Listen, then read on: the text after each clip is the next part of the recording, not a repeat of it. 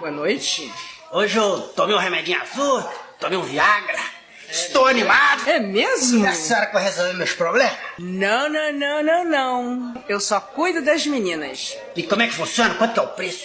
Ali tem um corredor com várias portas. Ah, é? Você abre a porta e pergunta o preço. Gostou, entra. Não gostou, vai para outra porta. Tô correndo aqui, né?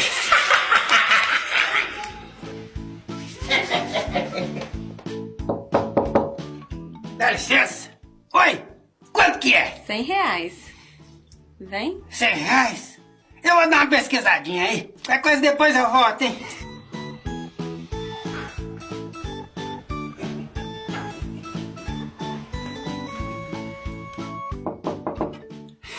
Dá licença, boa noite. Oi, bonitão.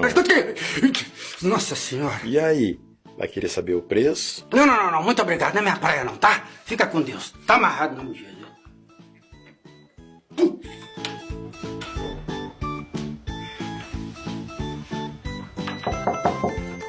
Oi. Oi. Opa.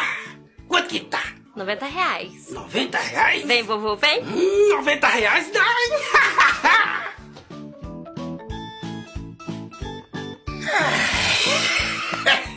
E aí, gostou? Coisa boa, né, menina?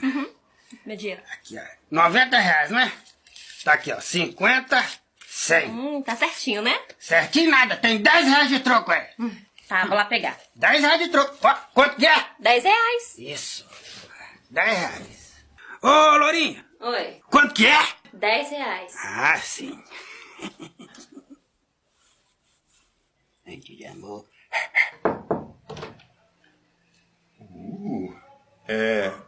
Quanto que é, meu amigo? R$10. 10? Ah, eu topo, hein? Não, nossa senhora!